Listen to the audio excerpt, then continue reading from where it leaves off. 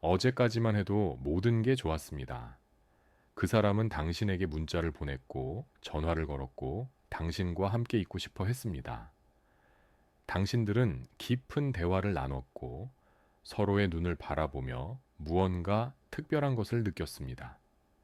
하지만 오늘, 갑자기 모든 것이 달라졌습니다. 답장이 늦어지고, 통화는 짧아지고, 만남은 취소됩니다. 그 사람은 바빠졌다고, 피곤하다고, 시간이 필요하다고 말합니다. 당신은 혼란스럽습니다. 내가 뭘 잘못했을까? 내가 너무 많이 다가갔을까? 내가 무언가를 말하거나 행동해서 그 사람을 멀어지게 만들었을까? 당신은 지난 며칠, 지난 몇 주를 되짚어 보며 답을 찾으려 합니다. 하지만 답은 보이지 않습니다. 오늘 저는 당신에게 전혀 다른 관점을 제시하려고 합니다. 칼융의 심오한 통찰을 통해 우리는 왜 사랑하는 사람이 갑자기 침묵하고 멀어지는지를 이해할 것입니다. 그리고 이것이 당신에 대한 이야기가 아니라 그들 자신의 내면과의 전쟁에 대한 이야기라는 것을 알게 될 것입니다. 윤근 우리 모두가 의식과 무의식으로 이루어져 있다고 말했습니다. 의식은 우리가 알고 있는 자아, 우리가 세상에 보여주는 모습입니다. 하지만 무의식은 훨씬 더 크고 깊은 영역입니다. 그곳에는 우리가 기억하지 못하는 과거의 경험들이, 우리가 느끼기 두려운 감정들이, 우리가 이거 인정하고 싶지 않은 욕망들이 살고 있습니다. 그리고 사랑은, 진정한 사랑은 이 무의식의 문을 여는 열쇠입니다. 당신이 누군가를 깊이 사랑할 때, 당신은 단지 그 사람을 사랑하는 것이 아닙니다. 당신은 당신 자신의 가장 깊은 부분과 마주하게 됩니다. 사랑은 거울입니다. 그 거울 속에서 우리는 우리의 상처를, 우리의 두려움을, 우리의 완성되지 않은 부분들을 봅니다. 그리고 많은 사람들에게 이것은 너무나 무섭습니다. 어떤 사람이 당신에게서 멀어질 때 첫 번째 이해해야 할 것은 이것입니다. 그들은 당신으로부터 도망치는 것이 아닙니다. 그들은 사랑이 그들 안에서 깨운 무언가로부터 도망치고 있습니다. 융은 이것을 투사라고 불렀습니다. 우리는 우리 안에 받아들일 수 없는 것을 다른 사람에게 투사합니다. 하지만 사랑은 정반대입니다. 사랑 속에서 우리는 우리 자신의 가장 깊은 진실을 마주하게 됩니다. 그리고 많은 사람들은 그 진실을 직면할 준비가 되어 있지 않습니다. 그분의 이야기를 들어보겠습니다. 30대 여성인 그분은 오랫동안 독신으로 살았습니다.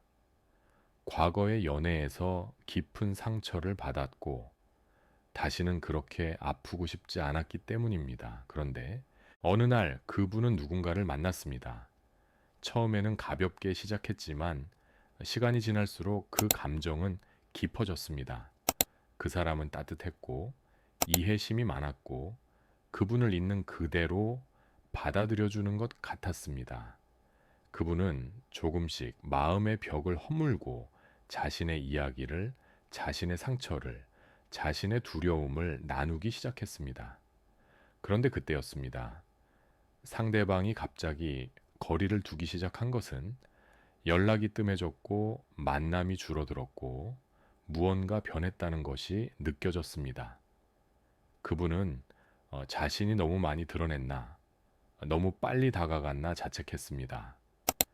하지만 나중에 알게 된 것은 상대방도 똑같이 두려워하고 있었다는 것입니다. 그 사람은 자신이 이렇게까지 누군가를 사랑할 수 있다는 것에 놀랐고 그 사랑이 가져올 취약함에 겁을 먹었고 그래서 도망친 것이었습니다. 윤근 말했습니다. 우리가 의식하지 못하는 것이 우리의 삶을 운명처럼 지배한다고. 많은 사람들이 어린 시절의 경험으로 인해 무의식 깊은 곳에 상처를 가지고 있습니다.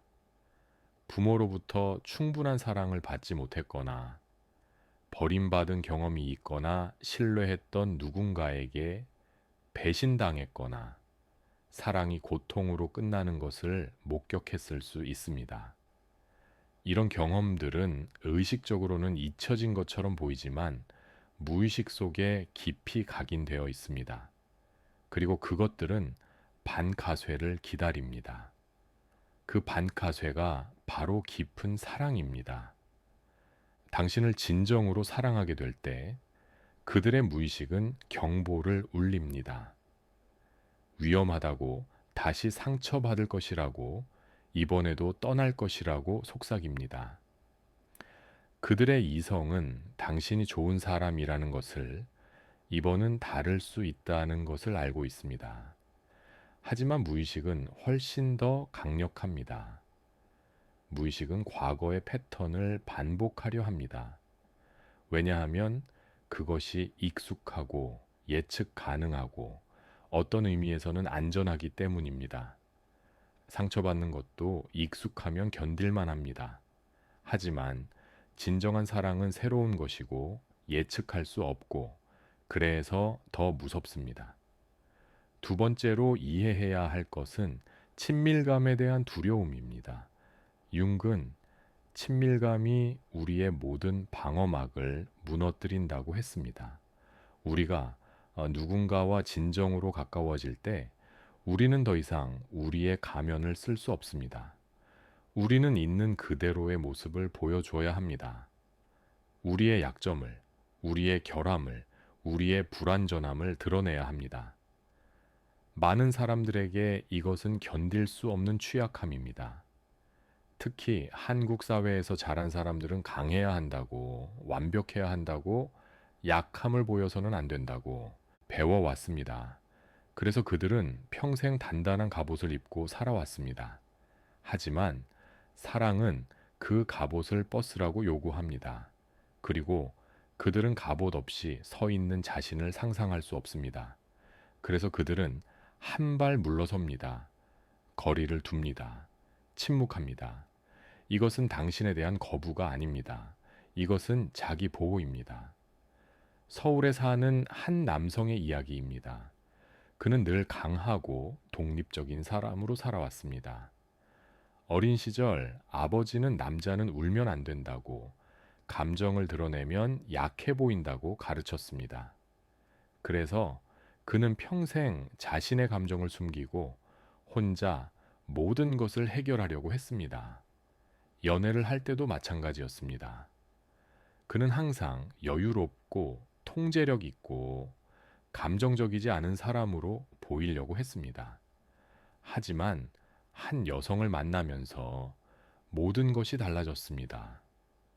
그 여성 앞에서 그는 자신도 모르게 울고 싶어졌고, 약한 모습을 보이고 싶어졌고, 의지하고 싶어졌습니다. 처음으로 그는 자신의 갑옷이 벗겨지는 것을 느꼈습니다. 그리고 그것이 너무 무서웠습니다. 그래서 그는 연락을 줄이고 바쁘다는 핑계를 대고 거리를 두기 시작했습니다. 그 여성은 이해하지 못했습니다. 모든 것이 좋아 보였는데 왜 갑자기 그가 멀어지는지. 하지만 그는 자신도 설명할 수 없었습니다. 단지 너무 가까워지는 것이 두려웠을 뿐입니다. 세 번째는 자율성에 대한 두려움입니다. 융은 개성화의 과정이 자신만의 고유함을 발견하는 것이라고 했습니다. 많은 사람들이 자신의 정체성을 독립성에서 찾습니다. 나는 혼자서도 괜찮다. 나는 누구에게도 의존하지 않는다는 것이 그들의 자존심입니다. 하지만 사랑은 이것을 위협합니다. 사랑 속에서 우리는 불가피하게 상호 의존적이 됩니다. 우리는 상대방을 필요로 하게 되고 상대방의 행복이 우리의 행복에 영향을 미치고 우리는 더 이상 완전히 독립적일 수 없습니다. 어떤 사람들에게 이것은 자유의 상실처럼 느껴집니다. 그들은 사랑에 빠지는 것을 통제력을 잃는 것으로 해석합니다. 그래서 그들은 그 감정이 너무 강해지기 전에 멈추려고 합니다. 그들은 자신을 보호하기 위해, 자신의 자율성을 지키기 위해 한 발 물러섭니다. 부산의 한 여성 기업가가 이런 경험을 했습니다. 그분은 젊은 시절부터 자립적으로 살아왔고 자신의 사업을 일으켜 성공했습니다. 그분에게 독립은 단순한 선택이 아니라 정체성이었습니다. 그런데 한 남성을 만나면서 처음으로 누군가에게 기대고 싶다는 마음이 들었습니다. 그 남성과 함께 있을 때 그분은 강한 여성 CEO가 아니라 그냥 한 사람의 여자가 될 수 있었습니다. 처음에는 그것이 좋았습니다. 하지만 점점 그것이 두려워졌습니다. 내가 이 사람에게 너무 의존하게 되는 것은 아닐까? 내가 나 자신을 잃어버리는 것은 아닐까? 그래서 그분은 거리를 두기 시작했습니다. 일에 더 집중한다는 핑계로, 바쁘다는 이유로 조금씩 그 남성에게서 멀어졌습니다. 그 남성은 혼란스러워 했습니다. 왜 갑자기 그분이 차갑게 변했는지 이해할 수 없었습니다. 하지만 그분 자신도 정확히 설명할 수 없었습니다. 단지 다시 혼자가 되어야 할 것 같은 강한 충동을 느꼈을 뿐입니다. 네 번째는 완벽함에 대한 환상이 깨지는 두려움입니다. 융은 우리가 사랑에 빠질 때 투사를 한다고 말했습니다. 우리는 상대방에게 우리의 이상을, 우리의 꿈을, 우리가 갈망하는 모든 것을 투사합니다. 연애 초기에 모든 것이 완벽해 보이는 이유가 바로 이것입니다. 우리는 상대방의 진짜 모습을 보는 것이 아니라 우리가 보고 싶은 모습을 보고 있습니다. 하지만 시간이 지나고 관계가 깊어지면서 현실이 드러나기 시작합니다. 상대방도 결함이 있고 약점이 있고 때로는 실망스러운 사람이라는 것을 알게 됩니다. 그리고 많은 사람들은 이것을 견딜 수 없습니다.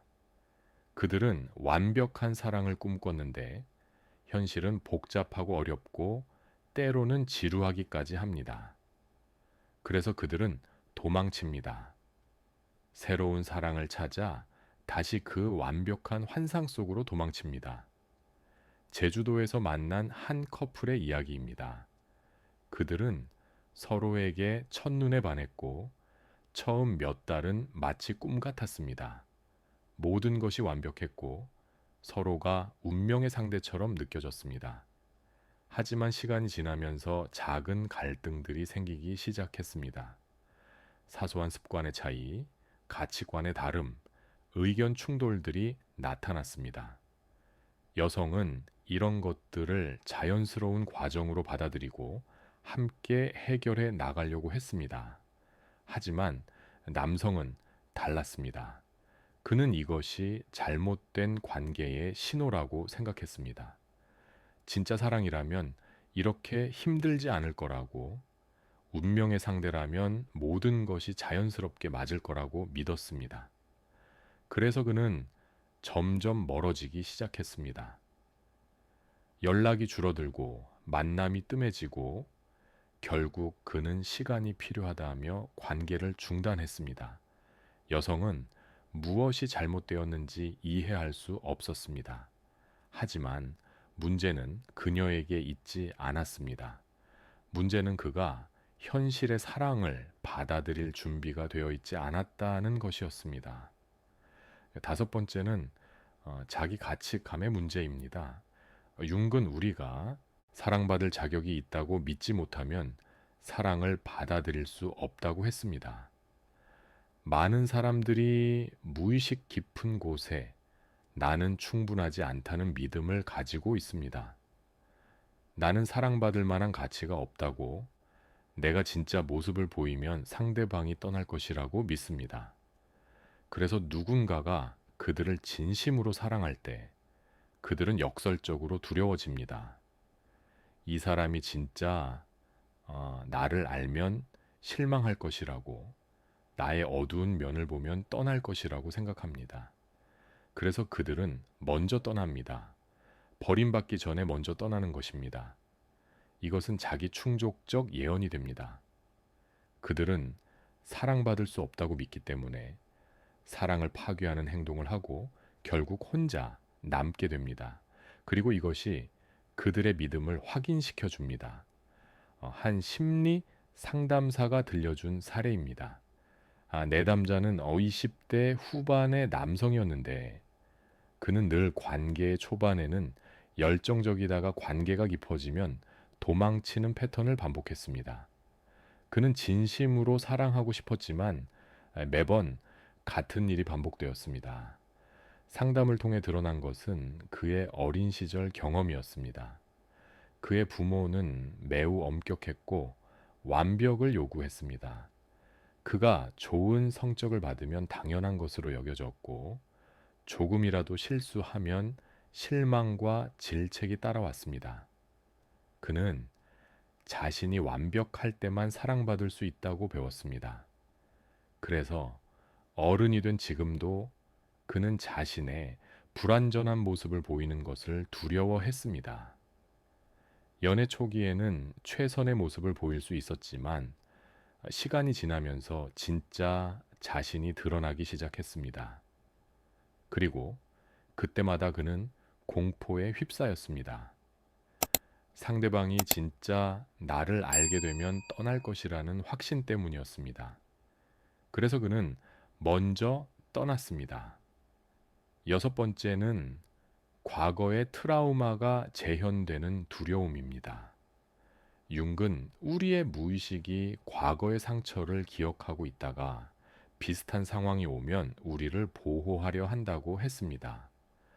과거에 사랑했던 사람에게 배신당했거나 버림받았거나 깊이 상처받은 경험이 있다면 그 기억은 무의식 속에 저장됩니다.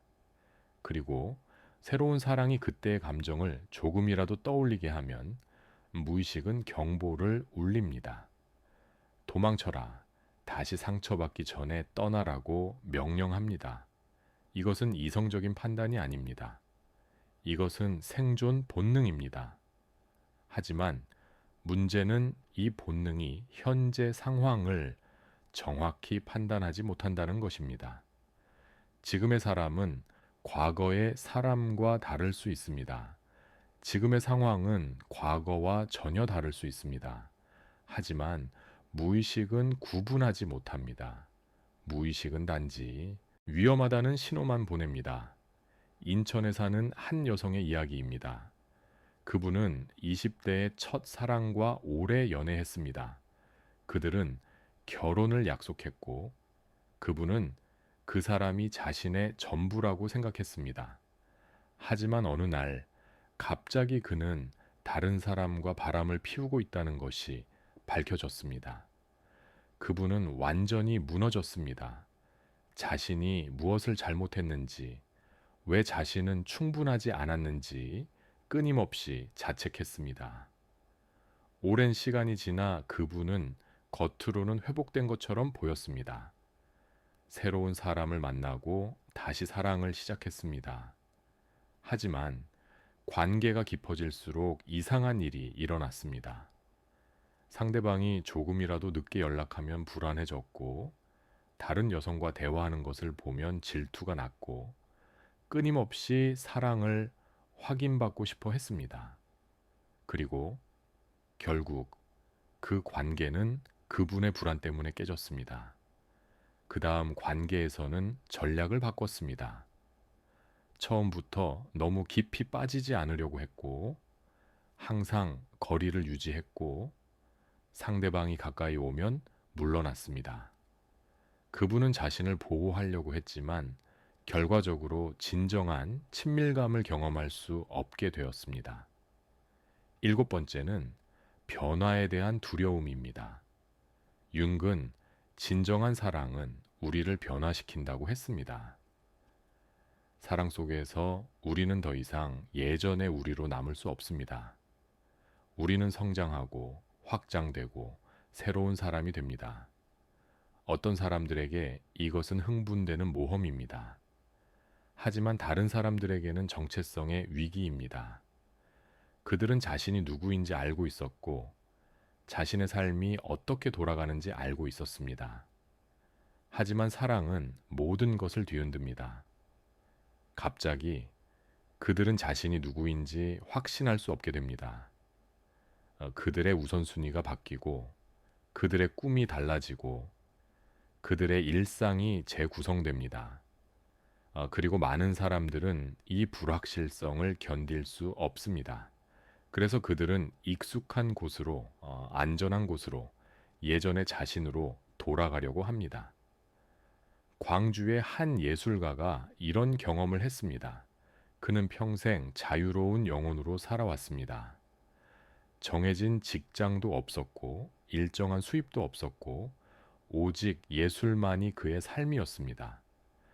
그는 이런 불안정함을 사랑했고, 이것이 자신의 정체성이라고 생각했습니다. 그런데 한 여성을 만나면서 모든 것이 달라졌습니다. 그 여성은 안정적인 직장을 가지고 있었고, 계획적으로 살았고, 미래를 생각했습니다. 처음에는 서로의 차이가 매력적이었습니다. 하지만 점점 그는 압박을 느끼기 시작했습니다. 그 여성은 그에게 더 안정적인 수입을 원했고 함께 미래를 계획하고 싶어 했습니다. 그는 그녀를 사랑했지만 동시에 자신이 변해야 한다는 것을 느꼈습니다. 그리고 그것이 두려웠습니다. 내가 안정을 선택하면 나는 더 이상 예술가가 아닌 걸까? 내가 계획을 세우면 나는 자유를 잃는 걸까? 결국 그는 관계를 끝냈습니다. 변화가 너무 무서웠기 때문입니다. 여덟 번째는 사랑 자체의 힘에 압도당하는 것입니다. 윤근 사랑이 우리 개인을 넘어서는 원형적 힘이라고 했습니다. 사랑은 단순히 두 사람 사이의 감정이 아니라 우주적인 에너지입니다. 그리고 때로 이 에너지는 너무나 강렬해서 우리를 압도합니다. 우리는 통제력을 잃은 것처럼 느끼고 우리 자신이 아닌 다른 무언가에 이끌리는 것처럼 느낍니다. 어떤 사람들에게 이것은 신비롭고 아름다운 경험입니다. 하지만 다른 사람들에게는 공포스러운 경험입니다. 그들은 자신이 자신을 잃어버린 것 같고 자신의 삶이 더 이상 자신의 것이 아닌 것 같습니다. 그래서 그들은 그 강렬함에서 벗어나려고 다시 자신을 되찾으려고 거리를 둡니다. 한 대학 교수가 겪은 일입니다. 그는 50대 중반이었고 이혼 후 오랫동안 혼자 살았습니다. 그는 자신의 삶에 만족했고 혼자가 편했고 더 이상 누군가와 깊은 관계를 맺을 생각이 없었습니다. 그런데 한 학교에서 만난 여성이 그의 삶에 들어왔습니다. 처음에는 단순히 지적인 대화를 나누는 동료였습니다. 하지만 시간이 지나면서 그는 자신이 그녀에게 점점 더 이끌린다는 것을 느꼈습니다. 그리고 어느 날 그는 깨달았습니다. 자신이 사랑에 빠졌다는 것을. 하지만 이 사랑은 그가 예상했던 것과 달랐습니다.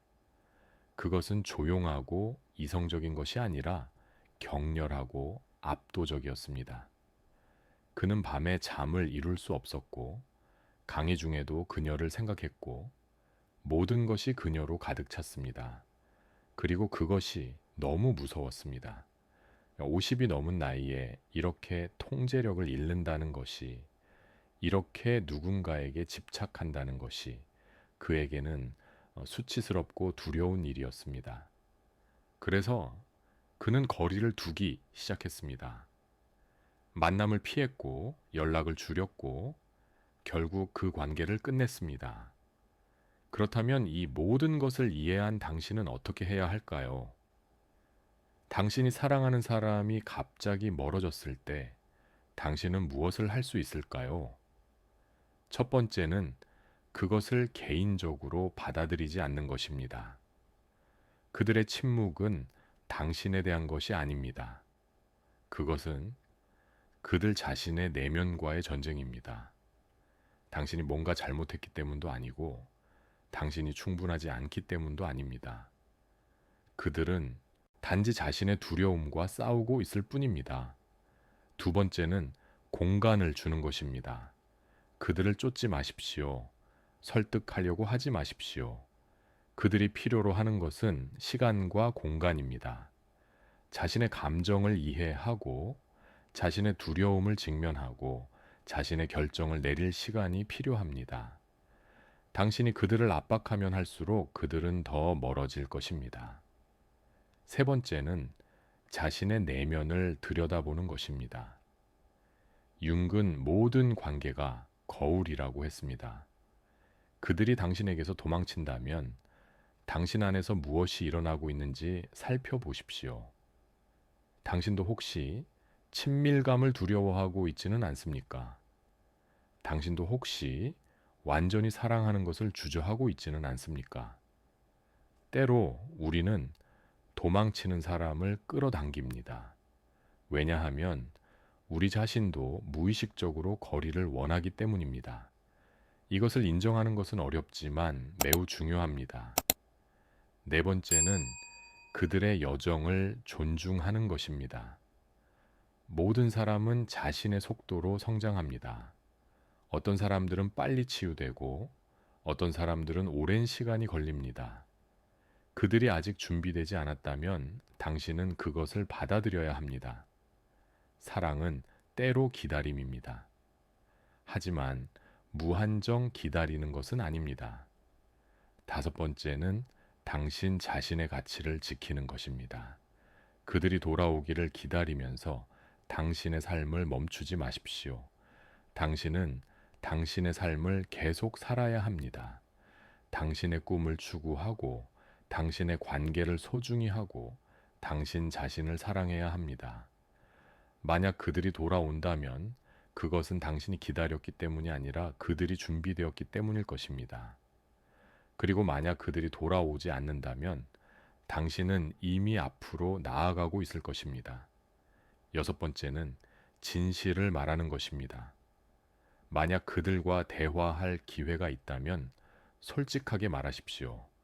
당신이 느끼는 것을, 당신이 원하는 것을, 하지만 동시에 그들의 공간을 존중한다는 것을. 진실한 소통은 때로 관계를 구합니다. 하지만 그것도 그들이 들을 준비가 되어 있을 때만 가능합니다.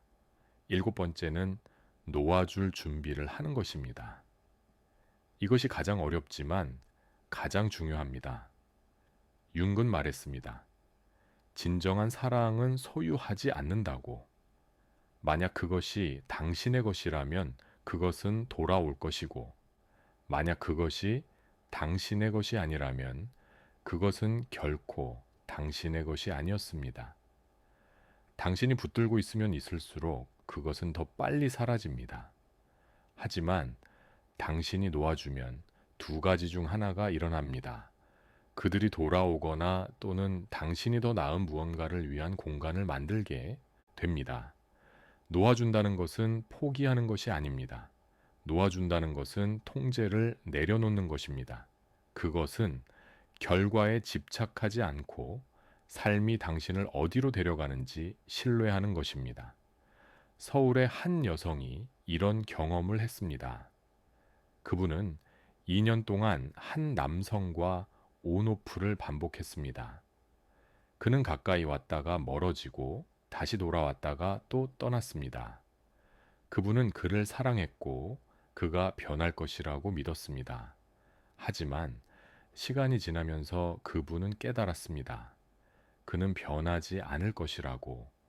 그는 자신의 두려움과 싸우고 있지만 그것을 극복할 준비가 되어 있지 않다고. 그래서 그분은 결정했습니다. 더 이상 기다리지 않겠다고. 그를 사랑하지만 자신을 더 사랑하겠다고. 그분은 그에게 마지막 메시지를 보냈습니다. 당신을 사랑하지만 더 이상 이렇게 살 수 없다고. 당신이 준비되면 돌아오라고. 하지만 나는 더 이상 기다리지 않을 것이라고. 그리고 그분은 정말로 앞으로 나아갔습니다. 새로운 취미를 시작했고, 친구들과 더 많은 시간을 보냈고, 자신의 꿈을 추구했습니다. 그리고 놀랍게도 6개월 후 그가 돌아왔습니다. 그는 상담을 받았고, 자신의 문제를 직면했고, 이제 진짜 관계를 시작할 준비가 되었다고 말했습니다. 하지만 더 놀라운 것은 그분의 반응이었습니다. 그분은 더 이상 그를 필요로 하지 않았습니다. 그분은 이미 완전해졌고 행복했고 그가 있든 없든 괜찮았습니다. 결국 그들은 다시 시작하기로 했지만 이번에는 완전히 다른 기반 위에서였습니다. 두 사람 모두 온전한 상태에서 필요가 아닌 선택으로 함께하기로 한 것입니다. 융의 가장 심오한 통찰 중 하나는 이것입니다. 우리가 의식하지 못하는 것이 우리를 운명처럼 지배한다고. 만약 그들이 자신의 두려움을 의식하지 못한다면 그들은 평생 같은 패턴을 반복할 것입니다. 그들은 사랑에 빠지고 도망치고 외로워하고 다시 사랑을 찾고 또 도망칠 것입니다.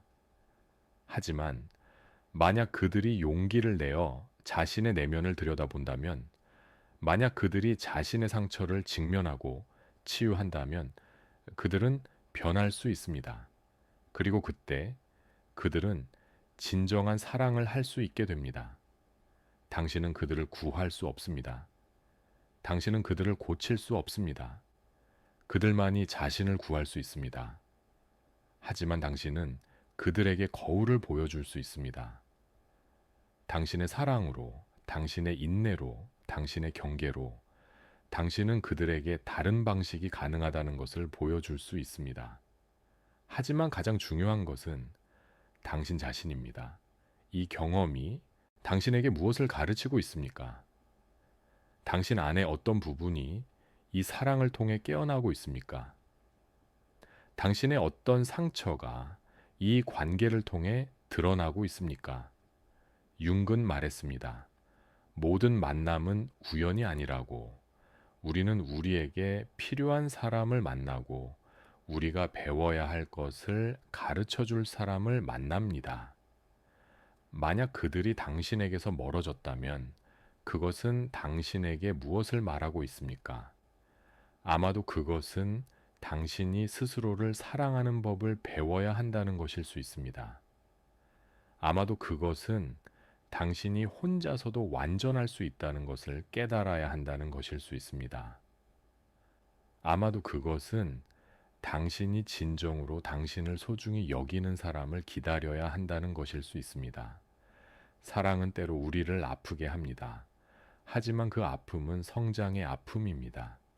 그것은 우리가 더 깊은 곳으로, 더 진실한 곳으로 나아가고 있다는 신호입니다. 만약 당신이 지금 이 아픔 속에 있다면 그것을 견디십시오. 그것을 느끼십시오. 그것으로부터 배우십시오. 그리고 무엇보다 그것이 당신을 정의하게 하지 마십시오. 당신은 누군가가 떠났다고 해서 가치가 떨어지는 사람이 아닙니다. 당신은 누군가가 당신을 선택하지 않았다고 해서 사랑받을 자격이 없는 사람이 아닙니다. 당신은 이미 완전하고 이미 충분하고 이미 사랑받을 만한 가치가 있는 사람입니다. 그들이 그것을 보지 못한다면 그것은 그들의 문제이지 당신의 문제가 아닙니다. 시간이 지나면 당신은 이 모든 것을 이해하게 될 것입니다. 당신은 왜 그들이 떠나야 했는지, 왜 이 경험이 필요했는지, 그리고 그것이 어떻게 당신을 더 강하게 만들었는지 알게 될 것입니다. 그리고 언젠가 당신은 감사하게 될 것입니다. 그들이 떠난 것에 대해서가 아니라 그 경험이 당신을 진짜 당신으로 만들어준 것에 대해. 사랑은 항상 돌아옵니다. 같은 사람과 함께일 수도 있고 다른 사람과 함께일 수도 있습니다.